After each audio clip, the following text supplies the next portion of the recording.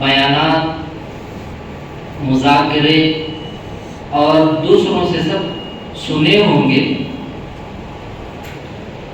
اللہ تعالیٰ یہاں پر جو ارشاد جو فرماتے ہیں، یا ایھا الذین آمنوا اذکروا اللہ ذکرا کثیرا، یہاں غور کریں، اللہ کا جو حکم ہو رہا ہے ذکر کرنے کا، یہ ایمان والوں سے ہو رہا ہے، غیروں سے نہیں ہے، جانوروں سے نہیں ہے، پرندوں سے نہیں ہے، اور کسی اور لوگوں سے، مخلوق سے نہیں ہے، صرف ایمان والوں سے اللہ مخاطب ہو کر فرماتے ہیں، اے ایمان والو اللہ کا ذکر کرو کثرت کے ساتھ۔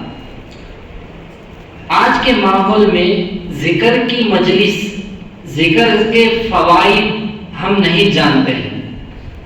دیکھیے قرآن مجید میں بے شمار آیتیں اس کے بارے میں موجود ہیں، اور آج کی مجلس میں ہمیں یہ سمجھنا ہے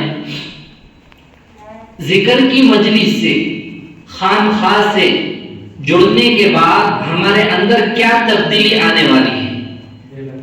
سب سے پہلے دیکھیں، ذکر جو ہوتا ہے یہ اللہ کا ذکر ہے، کسی اور کا نہیں ہے، اور وہ جو ذکر ہے یہ کلمہ طیبہ کا ذکر ہے، جس میں ہمارے اور آپ کے آقا صلی اللہ علیہ وسلم کا بھی نام موجود ہے۔ اب اس کے ساتھ ساتھ جس طریقے سے ایک نل پانی کا جو ہوتا ہے، پانی جب اس کے نیچے سے خطرہ پتھر کے اوپر پڑتا ہے، کئی دن، کئی گھنٹے، کئی ہفتے، کئی مہینے، کئی سالوں کے بعد آپ لوگ دیکھیے وہ نرم صفت رکھنے والا پانی جو ایک خطرہ پانی پر پڑتا ہے، یہ خطرہ جو ہے اس پتھر کو سوراخ بنا دیتا ہے، راستہ بنا کر نکل جاتا ہے۔ جب ایک پانی کے قطرے کے اندر ایک پتھر کو سوراخ بنانے کی طاقت ہے، راستہ بنانے کی قدرت اللہ اس کے اندر طاقت رکھا ہے، تو ہمارا جیسا جسم، ہمارے جسم کے اندر رہنے والا دل جب ہمیں اللہ کا ذکر کرتے ہیں تو یہ ضرور جو ہے ہمارے دل کے اوپر اس کا اثر پڑتے پڑتے پڑتے دلوں کے اندر سے گناہ دھل جاتے ہیں، خرابیاں نکل جاتے ہیں، زبان کنٹرول میں آتی ہے، اچھی سوچ بنتی ہے، اچھے ارادے پیدا ہوتے ہیں، سکون کی زندگی اللہ تعالیٰ نصیب کرتے ہیں۔ ذکر کے مجلسوں میں، خانقاہوں سے جڑنے سے اپنے اندر رہنے والا گھمنڈ ختم ہوگا، اپنے اندر رہنے والے نیگیٹو خیالات ختم ہوں گے، آنکھوں کی حفاظت نہیں ہونے کی ہونا شروع ہو جائے گی، کانوں سے گندی چیزیں سنتے تھے وہ بند ہو جائے گا، زبان غلط استعمال کرتے تھے وہ بند ہو جائے گی۔ اللہ یہ برکت رکھا ہے اس کے اندر، ایسے ہدایتوں کو اللہ چھپا کے رکھے ہیں اس کے اندر۔ اب مثلا ایک دو قصے مختصر سن لیجئے۔ آج کے ماحول میں گھمنڈ کسے کہتے ہیں، غیبت کسے کہتے ہیں، چغل خوری کسے کہتے ہیں، حسد کسے کہتے ہیں، نفاق کسے کہتے ہیں، جھوٹ کسے بولتے ہیں، یہ تمام چیزوں کو یا تو سمجھ کر بھول گئے ہیں یا صحیح معنی میں سمجھے ہی نہیں ہیں۔ اگر سمجھ گئے ہمیں بھول گئے ہیں تو انہی چیزوں کو دوبارہ ہمیں مذاکرے کے طور پر یاد دہانی کرا رہے ہیں۔ مثلا گھمنڈ کے بارے میں، تکبر کے بارے میں قرآن مجید میں اور اسی طریقے سے حدیث قدسی موجود ہے۔ میرے اور آپ کے آقا صلی اللہ علیہ وسلم نے فرمایا، اللہ کا ارشاد ہے الکبریاء ردائی، اللہ فرماتے ہیں بڑائی تکبر میری چادر ہے۔ اللہ فرماتے ہیں کیوں؟ یہ کبر، یہ بڑائی اللہ کی صفت ہے، کسی اور کی نہیں ہے۔ اب مثلا شیطان کو کون نہیں جانتا ہے؟ شیطان کس وجہ سے انہیں اللہ کی دربار سے راندہ درگاہ ہو گیا، کیوں اسے بھگا دیا گیا؟ صرف ایک ہی چیز تھی، اس کے اندر گھمنڈ موجود تھا۔ معارف مثنوی ایک کتاب موجود ہے، اس کتاب کے اندر یہ واقعہ موجود ہے۔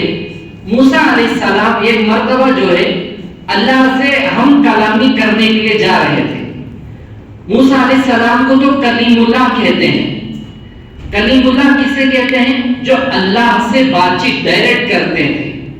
تو موسیٰ علیہ السلام جب اللہ سے کوہ طور پر بات چیت کے لیے جا رہے تھے تو شیطان راستے میں مل کر کہنے لگا اے موسیٰ تم اپنے پروردگار کے پاس جا رہے ہو, جا کر اللہ سے یہ درخواست کرو میری معافی کا, میری بخشش کا کوئی راستہ اللہ مہلت دے کر مجھے اجازت دیتا ہے تو بولو میں وہ کرنے تیار ہوں. کون کہہ رہا ہے؟ شیطان کہہ رہا ہے. یہ واقعے کے اندر یہ سمجھے ہم لوگ ایک لفظ کہتے ہیں عموماً استعمال ہوتا ہے, وہ لفظ کیا ہے؟ ماحول کا اثر ہے, ماحول کا اثر ہے. ایسا ماحول مل گیا ایسا ہو گیا, ایسے ماحول میں جا کر ایسا ہو گیا. حضرت مولانا شاہ ابرار الحق رحمۃ اللہ علیہ, ہر دوئی رحمۃ اللہ علیہ, جو نورانی قلعہ جو لکھے, حضرت فرماتے ہیں میں اس بات کو نہیں مانتا یہ جو ماحول کا لفظ جو استعمال کرتے ہیں یہ غلط ہے. حضرت فرماتے ہیں بتاؤ فرشتوں کے ماحول سے اور کوئی بہتر ماحول مل سکتا ہے؟ پورا فرشتوں کا ماحول,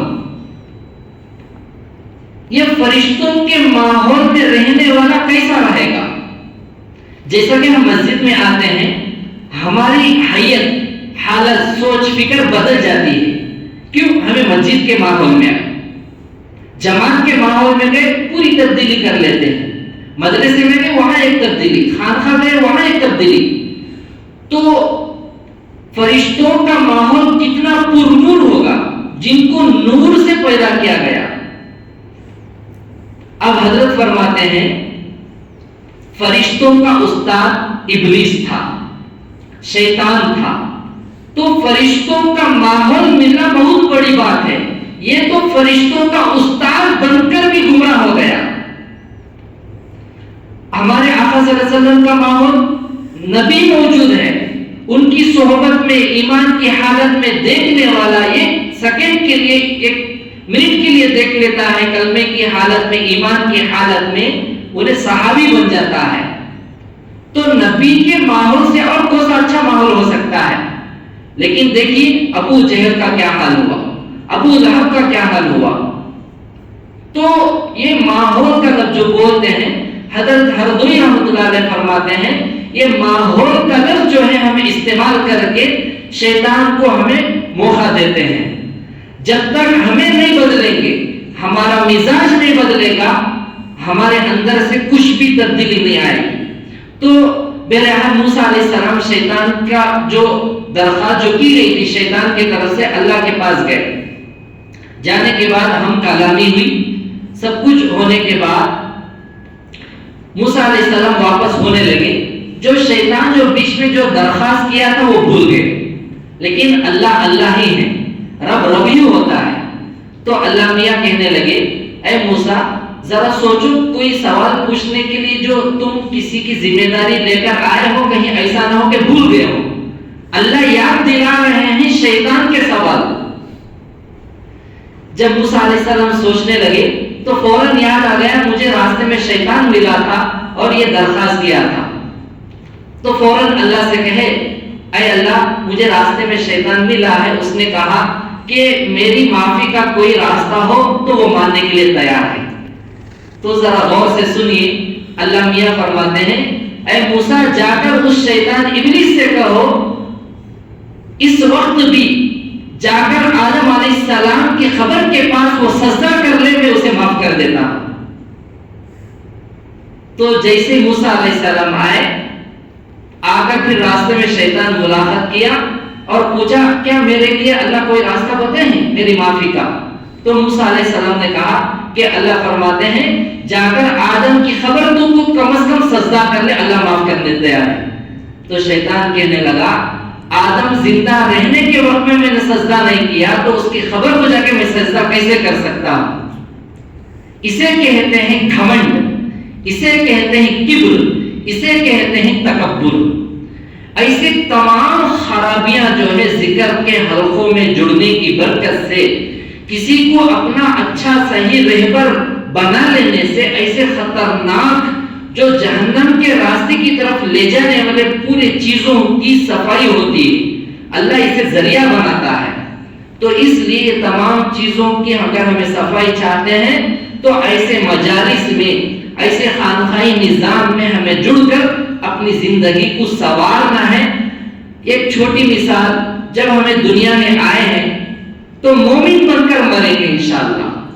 نہ منافق بن کر مرنا ہے، نہ حاسد بن کر مرنا ہے، نہ متکبر بن کر مرنا ہے، نہ ظالم بن کر مرنا ہے، نہ اپنے اندر کینہ رکھ کر مرنا ہے. مرنا ہے تو پاک و شفاف ان بیماریوں سے دور کر لے کر مومن بن کر ہمیں مرنا ہے. یہ فکر ہمیں سب مل کر کرنا ہے. میں بھی اس کا محتاج ہوں، پوری امت مسلمہ اس کی محتاج ہے. دعا کریں کہ اللہ تعالیٰ جو بھی بات کہی گئی ہے، سنی گئی ہے، سب سے زیادہ اللہ تعالیٰ